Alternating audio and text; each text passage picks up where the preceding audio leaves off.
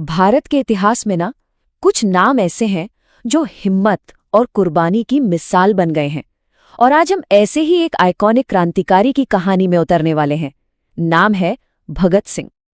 इनकलाब जिंदाबाद, ये नारा सुनते ही जहन में एक ही नाम गूंजता है ना?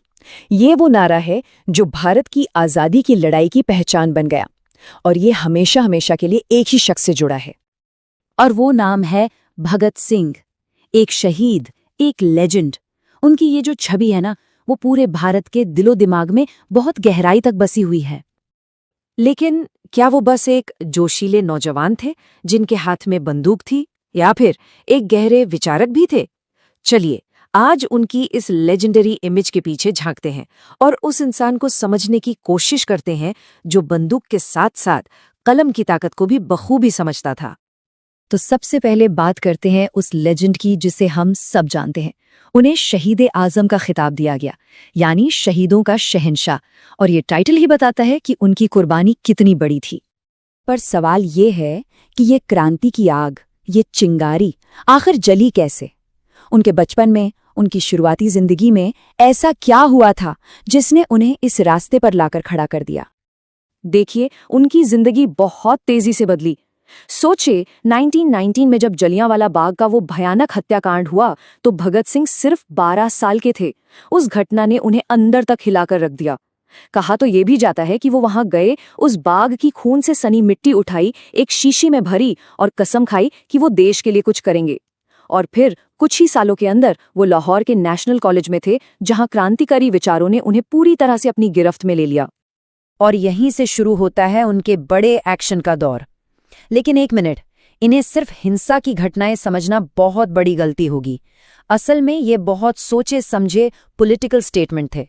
इनका एक ही मकसद था, सोई हुई कौम को जगाना। पहला बड़ा कदम था पुलिस ऑफिसर सॉन्डर्स की हत्या। अब देखिए, ये कोई पर्सनल दुश्मनी नहीं थी, ये बदला था लाला लाजपत राय पर हुए जानलेवा लाठीचार्ज का। और इस एक एक्शन ने भगत सिंह को ब्रिटिश हुकूमत की नजरों में सबसे बड़ा खतरा बना दिया। इसके ठीक बाद 8 अप्रैल 1929 एक और धमाका, लेकिन इस बार का धमाका बहुत अलग था।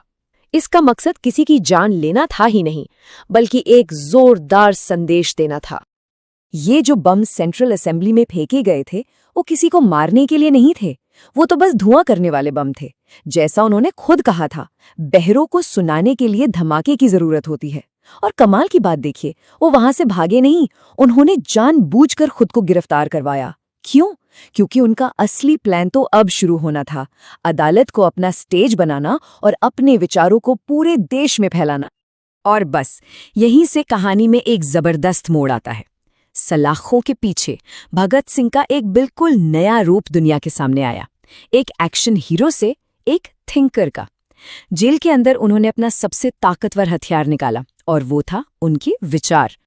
63 दिन, ये सिर्फ एक नंबर नहीं है, ये उन दिनों की गिनती है जब भगत सिंह और उनके साथियों ने जेल के अंदर एक ऐतिहासिक भूख हड़ताल की थी, कैदियों के हक के लिए। भेदभाव बिल्कुल साफ था।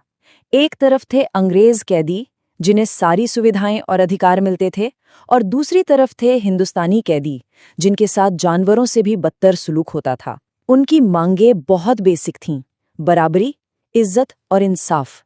ये लड़ाई सिर्फ अच्छे खाने या किताबों की नहीं थी, ये लड़ाई इंसानियत के लिए थी। आप कह सकते हैं कि जेल ही उनके लिए एक यूनिवर्सिटी बन गई।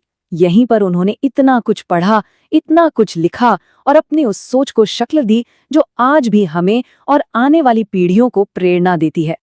तो आखिर उनके वो विचार थे क्या? सबसे पहले वो एक सोशलिस्ट भारत का सपना देखते थे। एक ऐसा देश जहां किसानों और मजदूरों का राज हो, जहां कोई किसी का शोषण न कर सके। वो जाति और धर्म की दीवारों को तोड़कर एक बराबर समाज बनाना चाहते थे। और इन सब के पीछे थी उनकी तर्क में आस्था, उनका वैज्ञानिक नजरिया, और यही वजह थी कि वो खुद को नास्तिक कहते थे। उनके मशहूर लेख मैं नास्तिक क्यों हूं कि ये एक लाइन ही उनके इंटेलेक्चुअल करेज को दिखाने के लिए काफी है। मतलब साफ है, वो सिर्फ देश की राजनीतिक आजादी नहीं चाहते थे, वो सोच की, विचारों की आजादी के भी बहुत बड़े हिमायती थे। और अब बात करते हैं उनकी उस विरासत की जो आज भी जिंदा है, उनकी जिंदगी भले ही छोटी थी, लेकिन उसका असर वो आज तक महसूस किया जाता है। सॉन्डर्स केस का जो ट्रायल हुआ, उसका नतीजा तो पहले से ही लिखा जा चुका था। वो कोई इंसाफ की प्रक्रिया नहीं थी, वो तो एक पॉलिटिकल ड्रामा था जिसे ब्रिटिश हुकूमत अपनी ताकत दिखाने के लिए कर रही थी। सिर्फ 23 साल, सोच कर देखिए, महज 23 साल की उम्र। ये नंबर बताता है कि कितना कुछ था जो वो कर सकते थे, जिसे इतनी बेरहमी से इतनी जल्दी खत्म कर दिया गया।